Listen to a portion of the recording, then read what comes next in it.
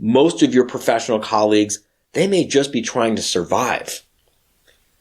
They'll marvel when over more than a dozen years, your business somehow manages to grow and keep growing by more than 10,000%. They'll write it all off as luck. Some may even try to explain it away in other ways that are less kind or generous than that. Because a big part of what causes the business of a professional services firm to grow, it just isn't accounted for in GAAP. While RJon was away, Team RJon came to play. Well, the cat's out of the bag now, folks, but we're still here bringing you our favorite and most importantly, actionable insights to RJon's newest book, Profit First for Lawyers. We're going to help you accelerate your law firm's growth so that you can experience more profit in every aspect of your life. We're also going to be providing some behind-the-scenes footage at what it's really like to work with RJon Robins. So, put your BS aside for the next few minutes and put yourself, your family, your firm, and your profit first. Welcome back to another episode of the Profit First for Lawyers podcast. I'm your host, Carly, and today we have a special guest in studio. This is one of the members who work with How to Manage, and also one of probably my favorite superhero women in the planet. This is lawyer Marie Drake from the Drake Law Firm. Marie, welcome to the show. Thank you so much. What a nice introduction. I appreciate it. Do you want to go ahead and introduce yourself? Who are you? What does your firm do? Sure. My name's Marie Drake, and I own the Drake Law Firm in Golden, Colorado, and we specialize in no bullshit divorces. Here. I love your magic statement so much. I don't know if I've ever told you before. It's probably one of my favorite of all the magic statements. I feel it is really representative of who you are as a person. Thank you. So what made you want to become a lawyer, Marie? Well, I'll be very frank. I was a kid on food stamps, and we were always struggling with money in my family. And so I just made a decision early, I think in grade school, if I recall, to be either a doctor or a lawyer. I just wanted out of this struggle. So I don't have any huge altruistic reason for becoming a lawyer. I just didn't want to be on food stamps. So I think it was very money motivated, if I'm honest. Hey, that's totally okay. But I do think, you've owned your law firm for quite a while now, right? And you do family law, correct? Yes, we are primarily family lawyers. Yeah, so something must have drawn you to that particular practice area. What was it?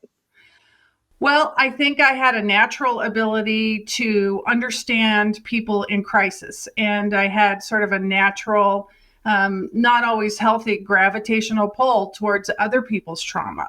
In addition, my parents divorced each other over the Vietnam War, remarried each other as the war was winding down, and re-divorced each other. And this was all over Southeast Asia and Colorado. So I also just felt like I had some training, frankly, to handle family law, starting when I was very young. So the other part is that when I started practicing law, I was older than a lot of the people starting out because I'd been a paralegal in New York City for 7 years. And then I had a period of time in my hometown of Crested Butte, Colorado, just doing odds and ends. And then I finally started practicing law in 1999. So I was ready to do it. But at some of the law firms I worked at some of the law firms that were on the other side of these cases, I saw people really dragging them out. It didn't benefit the clients. Frankly, I don't think it benefited the lawyers except financially. But I knew it wasn't benefiting the kids to have these things drag on or to have conflict sort of cooked up, if you will. And so I really wanted to have a law firm that did things differently. And I feel like we do things differently. I really do. Yeah. I love that. Now, you've been with How to Manage a Small Law Firm for a while. What kind of drew you to them? How did you find us? Well, I found you because I had gone to Jerry Spence's Trial Lawyers College up in Wyoming for 3 weeks. And I was surrounded by some really interesting, high-powered trial attorneys. And I kept in touch with them and then got on the board, the alumni board. And one of the members called me up and said, "Hey, I'm in town having dinner. Do you want to join me?" So I drove 20 miles north to Boulder and had dinner with her. And I said to her, "I'm so tired of just the up and down." And she said, "I have found so much peace of mind through this other organization." My sister was there too, and she told us about how to manage. And we just listened to her for a couple of hours. And the next day, we called How to Manage, my sister and I. My sister has a law firm as well. And the salesman on the other end said, "Hey, there's this thing called a live quarterly meeting. It starts on Friday. Can you get to Vegas by Friday? And this is Monday." And I said, "Yeah, that sounds like a tough." He's like, "Well, the next one's January. So, figure it, you can figure it out." And so we hung up and I was like, I just have a hunch about this. My intuition's never wrong. So we called on Tuesday to confirm that we were coming for Discovery Day. We bought our plane tickets on Wednesday. We flew on Thursday and we went to Discovery Day on Friday and signed up. So it was just boom, boom, boom. Oh my gosh. I hadn't known that, but to be honest, that sounds, am I allowed to say that sounds an awful lot like you, having never met you in person before this day, right? But having read an awful lot about you, I feel like that just sounded like a you thing, right? Here's this opportunity. Do you want it or not? Yeah, okay, I'll figure out a way. And I had watched her as I call him like a sad solo, just a hangdog Eeyore solo. And I didn't want to become a sad solo. And she had turned things around. She was a lot happier, a lot bubblier. I mean, she was making money. She felt good. So watching this and having known her before she joined How to Manage, I'd already kind of seen the before and after photos. So I was interested and attracted to that and wanted that for myself. Yeah, I love that. And one of the cool things that I have really enjoyed, because we end up using a lot of your materials from the live quarterly meetings and so on and so forth in the marketing or in various things. And I think it's because you are so expressive, and I don't perceive you as somebody who shies away from vulnerability. Right. And it's something that truth that vibrates on a different level that people can just feel. Right. But you've had the opportunity to interact quite a bit with RJon directly. Did you have any preconceived notions about what it would be like to work directly with RJon Robins? And as a follow-up to that, what has it actually been like? What's been your experience? I didn't have any preconceived notions because I didn't really watch any of his ads. I didn't know much about him. My thing was I watched my friend Maureen and I watched her change, and that was the advertising for me. And then I had a sales call. That was it. And then I showed up at Discovery Day, and that was my first sort of taste of RJon. Was he came into the room and wrapped things up in a little bow, but it was also a bow that was very thought-provoking, and that was, what do you really want? Yeah, that question just kept coming up all through Discovery Day. What do you really want? And I don't think I had thought about that maybe really ever, except for kind of pie in the sky. I'd like to win, the Mega Millions lottery. Well, I don't know that that's really a what do you really want, because it's not about life or lifestyle or relationships and friendships and family and all of the things that question really means. What do you want this to look like? So can I ask you kind of a vulnerable question then? What is one of the most profitable pieces of advice that RJon has given you or that you've learned? Well, it has to do with profit first, of course. And the other thing that I just finished was a mastermind with RJon. And we just had 9 people and 3.5 days with RJon in Miami. And I just finished up and flew home a few days ago. And so what's the most profitable piece of advice? Well, it was also in PPM, and it was also at Miraval. It's been on the momentum calls, but it is just actually doing profit first. So I've had those profit first accounts for a couple of years because I read the first profit first book some time ago. So I established the accounts in a different bank that wasn't connected to any of my law firm accounts or personal accounts. And then I worked with my first CEO on putting the money aside and then every quarter taking it and doing something fun. So that was a real challenge because I just wanted to either pay debt or use it for the firm. And I did get in the habit of that, but I wasn't saving money. So I still didn't really have reserves for the law firm.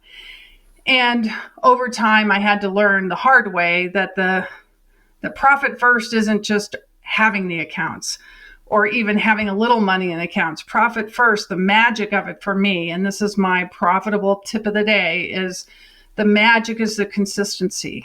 Every time money comes in, that profit first percentage goes into those accounts. You know, one is for taxes and one is the main account.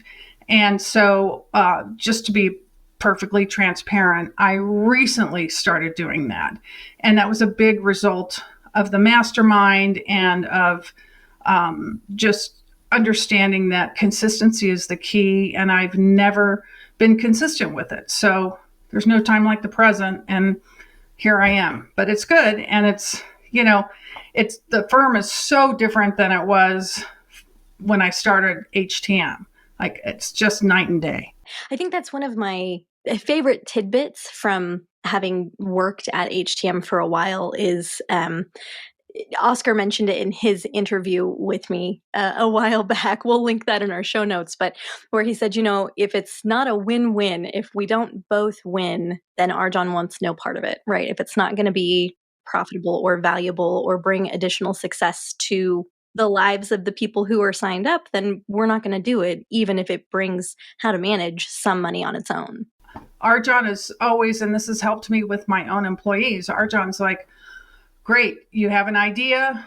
Let's figure out how it can make money for both of us. And so with employees, it's like, great, you want to practice in this other area? I'll entertain it, but you've got to give me a plan on how it's going to make money for both of us. Because otherwise, this is just something you're intellectually interested in. And this isn't a nonprofit. This is actually a for-profit law firm. I appreciate, for example, people who have the time and inclination to do a lot of pro bono. And I used to do a ton of pro bono. And then I joined the 12-step program, Codependence Anonymous. And I now have my brown belt and I don't do any more pro bono. I've really done a ton in my lifetime over the course of this career and I'm grateful. But one of the profit first things for me and one of the biggest HTM lessons for me is to let go of my codependency and that need to rescue and to really look a little deeper and go, what's behind this? And why is this victim or this person who believes he or she's a victim or they're a victim, why are they vibrating at my frequency? Because it isn't about them.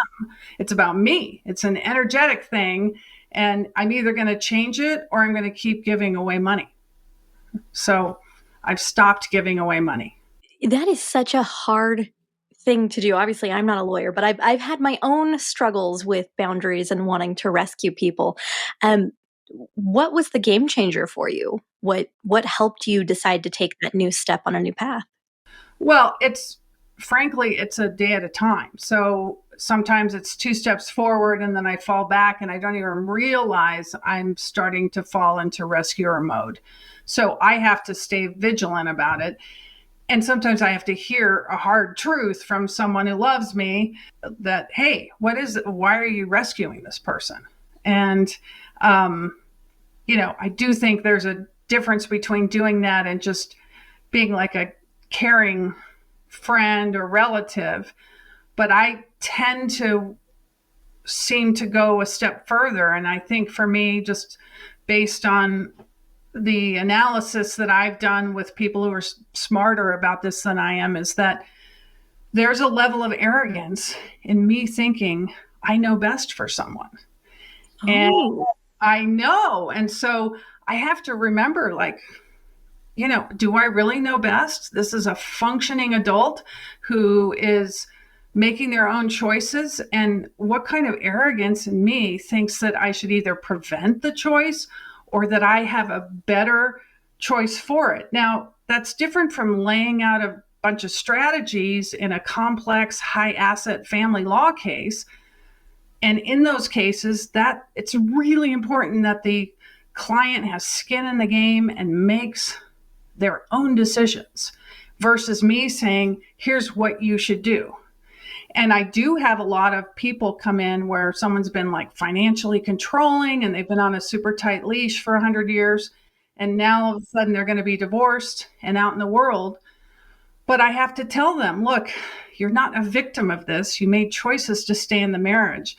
As soon as you take 100% responsibility for your side of it, and I'm not talking about people who had the shit beat out of them or something, but with a lot of sort of the financially abusive stuff I see, if they take 100% responsibility for their side of the street and their choice to stay in the marriage and their choice not to work, their choice not to get an education, and their choice to be submissive about money, the freedom starts there, just like it did for me.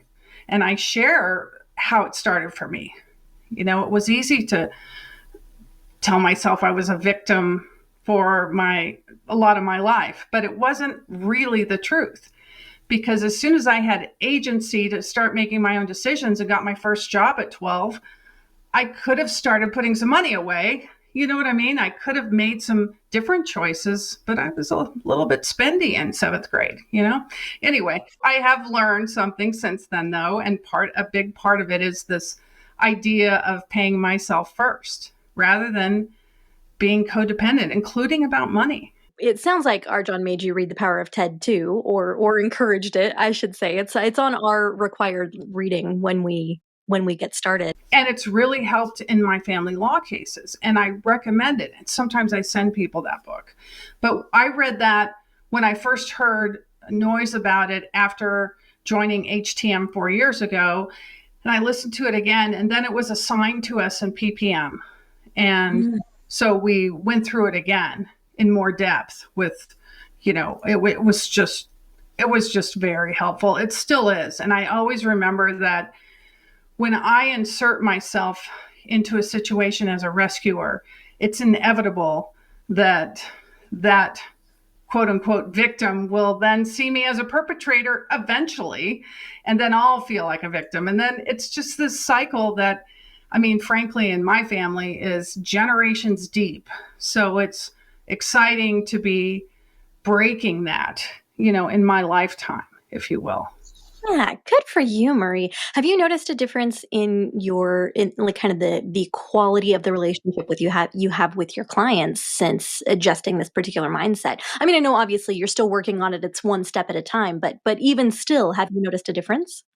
I have noticed a difference. So, for example, for the last 3 years, I've had 3.5 years now, I've had a no asshole policy in my fee agreement, and it's called that. And I pointed out to the clients in the first meeting, and I also tell them they should read the book that it's based on, which is the No Asshole Rule by a Stanford professor, and I can't think of his name right now.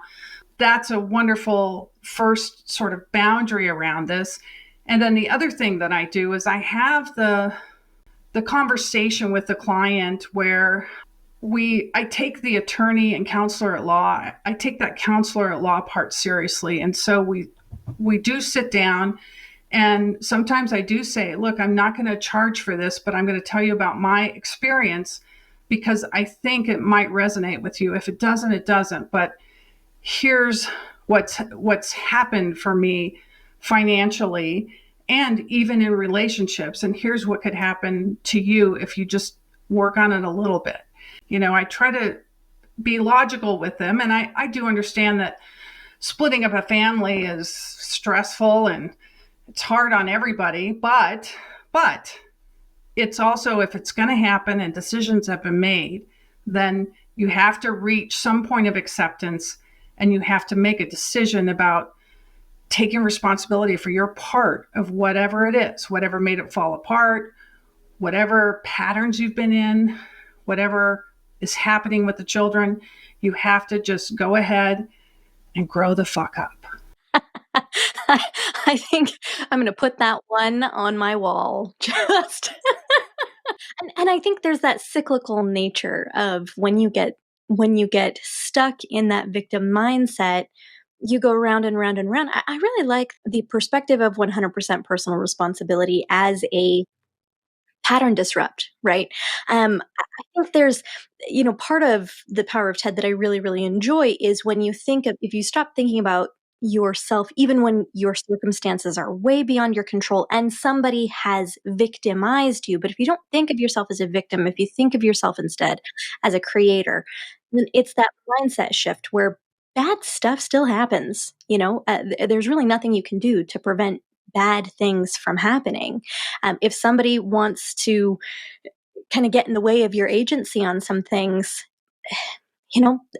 that's not your fault by any means, but it's the empowerment dynamic that I really enjoy about that, where it's, I can stay stuck in this mindset of the world happens to me, or I can decide that I don't want to say that I happen to the world, but you know what I mean, where you kind of take your power back. And what I really enjoy about this story that you're telling right now, Marie, though, is that, you had mentioned that you had your own kind of paradigm shift where you stopped thinking of yourself as a victim. And I love that as you kind of become empowered, then you have the tools to help empower others and to provide an even better service to your clients. I think that says a lot about you as a lawyer. You said something really early on that had kind of an emotional impact for me, because it was something that RJon said to me really early on that I also was like, when's the last time I've thought about this, right? And it was, what do you want? Like, what do you want out of your life? And I just think that's such a beautiful thought. It's something that we don't really, I don't know many people who ask themselves that, at least not in a serious manner. That's not just, well, I want to win the lottery. I want to, quit my job and work for the circus. Yeah. And it's not just the story either. It's, that was one of the things I learned at the mastermind was I do know how to tell a good story and I have good stories, but what's underneath the story, and all at some point, we all have to stare into the abyss and try to figure out like what meaning is out there and how can I have meaning in my life and make some impact. Because it's not going to be watching Netflix and eating bonbons until I'm 400 pounds. Like there's other ways to have an impact. And that's what I hope is part of the Drake Law Firm, frankly, is that we do things differently. We're not afraid to just call it like we call it. And we also always have to tell people like, our side of whatever the case is only controls so much. But let's meet these challenges with integrity and with some speed. We're pretty nimble about emergencies that arise. And let's just do the best we can from our side. And we can absolutely analyze what's going on the other side. We always do. But we don't have to analyze it to death. And we can also recognize like that's, what we control is our reaction to the other side. I knew that you were coming on. I was so excited to talk to you, Marie. And I found a clip from RJon in the studio, and I wanted to get your perspective on it. I know I didn't have a chance to show this to you before the show started, before this interview started. And so I'm hoping you will let me show it to you. Now, I'd love to get your thoughts on RJon's definition of success when it comes to your business. Okay, let's roll the clip. Remember, your law firm is supposed to work for you. It is supposed to serve you personally, professionally, and financially. Not just financially. Your business is supposed to work for you. For years, I used to conduct VIP days from my boat. It's called The Office. We would take out 3 law firm owners at a time, 1 per quarter, and the owners of each of the 3 different law firms would usually bring a +1. They would travel from across the country to have this unique business growth experience. At one time, these became so popular that groups of highly entrepreneurial law firm owners got together and formed boat groups. And for several years, we had standing appointments once per quarter with the same groups of amazingly fast-growing law firm owners. It was fun and quite financially profitable, enough to pay for the boat and all of its related operating costs, with plenty left over to buy the dock. It was a wonderful time of my life and a really fun experience in my career. Captain Glenn would take care of all the details, and we'd go out on the office. Get it? Out on the office? For an entrepreneurially mind-expanding day. We'd go snorkeling and scuba diving and fishing, or sometimes just exploring. And when it got rained out, we would scramble and just find something else to do.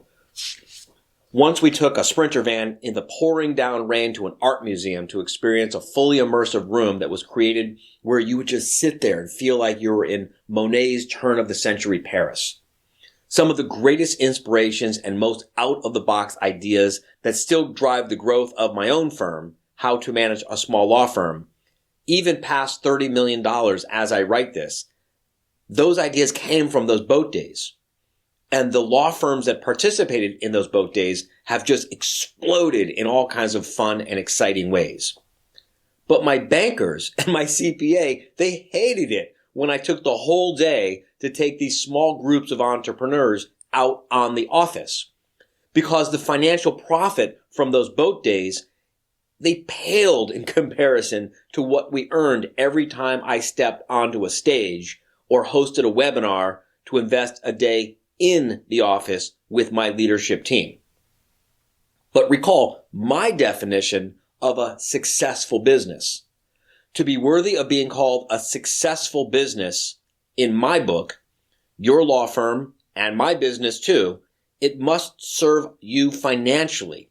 It must serve you personally, and it must also serve you professionally. 2 out of the 3 may be enough to win in a game of paper, rock, scissors, but neither your business, your personal life, or your career is a game. So 2 out of 3 isn't good enough. It's certainly not enough to sustain the kind of growth we've had over so many years. The secret to building the sort of fast growth and high profits and fun to run law firms that How to Manage a Small Law Firm is now famous for building is to build a business that gives you all 3 of these. So no, those boat days, they didn't maximize the financial profits for me or my business, but they produced professional and personal profits for me like you'd have to experience yourself to believe. Presumably, those boat days produced enough profits for all those entrepreneurs too, who came back again and again and again for years until I eventually decided to discontinue the program, because it turns out that going out on a boat 4 days in a row isn't as much fun as you might think. So let me tell you something that your banker, your CPA, and none of those conventionally unhappy law firm owners who you'll meet at any bar function won't tell you. There's just no way for GAAP to account for the profits that come from hearing the ripples of the water making way for the bows of your boat as your captain idles you all out of the channel with the gentle bay breeze blowing in the morning. Nor is GAAP set up to account for the value of the energy you get as a creative being as you listen to the nervous and excited chatter of conversations all around you between other highly successful entrepreneurs who are each already beginning to feel their mindsets shift as the possibilities of a day of exponential growth begin to unfold before all of you.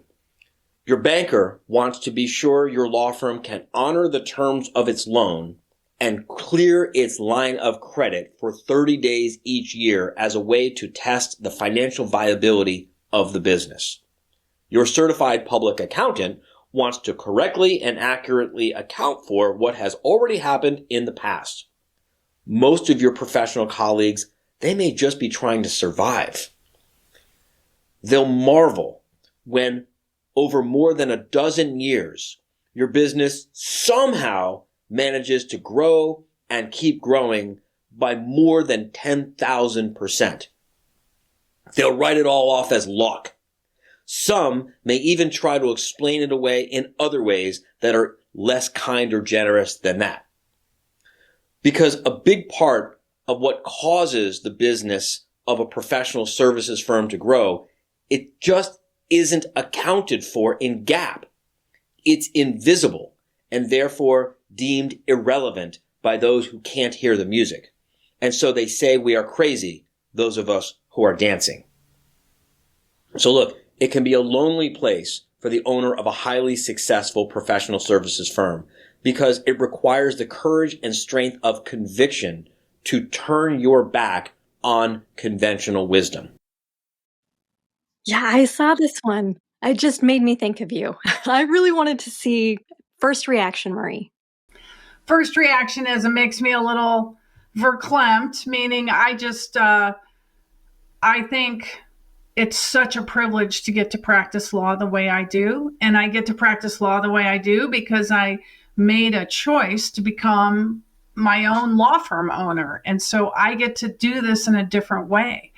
And I get to do it authentically and, help my clients in a way that I hope is intangible. And I hope that gives more value than what kind of money comes in, because I love seeing people when they do experience that freedom of, oh my God, I've been making these choices and now I'm going to make different choices. And there's the light goes off, and it doesn't always happen. It might happen later. They might remember something, and sometimes it just doesn't happen. But when it does, it's so fulfilling because it's like, oh, I get to do this differently. And I always tell people, and it's going to make me verklempt, but at the end of both of my parents' lives, and my mom died when I was 24, so 1987, the love of her life was my dad. And they had been divorced for years, and he was married to someone else, by the way. There were a lot of women at his funeral. It was a little bit uncomfortable, but anyway, the Colonel was a player. It just was what it was. But at the end of her life, like, he showed up like you can't believe. He showed up, and it showed us kids like, oh my God, they really loved each other. And at the end of his life, he kept saying, your mother was the love of my life. Your mother was the love of my life. I don't think I ever should have let her go. Don't tell Carolyn. Carolyn was his current wife. But here's the lesson. The lesson was, in the end, the only fucking thing that matters is love. At some point, and I say this to all of my divorce clients, at some point, I'm sorry, but you better remember your wedding day and looking into the eyes of your wife or your husband and promising to love them forever. So what if you're not going to be married? You promised in front of everybody to love them forever. Remember the basis of the relationship. And if you can keep that in mind, you can give this person some grace to go through what they need to go through, but you don't have to add to the shit show. You can actually help the shit show disintegrate. You can actually help something else happen and figure out, how can we be friends? How can we show the kids we can be friends? What was coming up for me a little bit when you were saying that too was, I think that statement works across all fields, right? At the end of the day, all you have is love. And what I really think about is that, RJon said they think we are crazy because they can't hear the music, and so they think we're crazy, those of us who are dancing. And I think that happens with entrepreneurs who allow the passion that they have for their profession to lead them ethically and responsibly, right? In their business, right? It's that your firm, your business must serve you financially and professionally and personally. And I think that's that personal thing, right? How do I love what I do and love my clients and love what I'm giving back to the world? And it sounds like that's something that you kind of cracked the code on for your clients. What I really want to know is, what is something that you would tell a struggling law firm today, or someone who's just starting out, who's just passed the bar and is looking to get started? I think what I would tell someone is try the kind of law you're interested in, try to get a job in that area and see if you really like it or you just like the idea of it. See if you like the day to day and see if it's something that really is what you think your destiny is. And just remember, you can always change your mind. I mean, I have done a number of different things. And the thing that I've done the most is family law. But when I was a paralegal for 7 years in New York City, I never did family law. I tried a lot of different things. And it was, I mean, I'm glad that I did because I feel like that led me to what I do today. And the thing is that I don't think anyone cares if you try some different areas of law. I would encourage it and see what you land on and what resonates. That's what I would tell a young lawyer. So thank you so, so much for bringing this. If I was going to take the entire interview and bring together kind of 3 great truths, I would say, number 1, you said it more eloquently than I will, but grow up, kind of get through the BS, right? Take back your power, I think, is what I would distill the second great lesson from this interview as, right? Is change your mindset, grow out of the victim mindset, grab your power, and decide and figure out and then decide, right, what do you want and what can you do to go and get it? And what is it worth to you, right? That 30,000 feet up, that view. What is it worth to you to have the life that you want to have on your deathbed? right. And I always tell people it's the old thing about Frank Lloyd Wright, the architect, the American architect. You know, 34 or 35% of what he ever did in his entire lifetime was between the ages of like 83 and 92. So it's never too late. It's never too late. And I just tell people you can't give up. Like that's a weird voice in your head from something old that you can ignore. I've had to ignore it. It's not real. You just have to keep focusing on, what do I want? Oh, Marie, this was such a fun interview for me today. I really have found it mind expanding in a number of ways. It's been such a lovely conversation for me to have. I'm so glad that you agreed to come on and do this with me today. Well, thank you. I'm honored to be here and thanks for inviting me. And hey, folks, that's what we've got for you today. I hope that this has been as valuable to you as it has been for me. Make sure that you stay tuned next time as we bring you some more actionable insights, and we will see you there. Thank you for joining us on another episode of Profit First for Lawyers. If you're enjoying what you're hearing, tell a friend.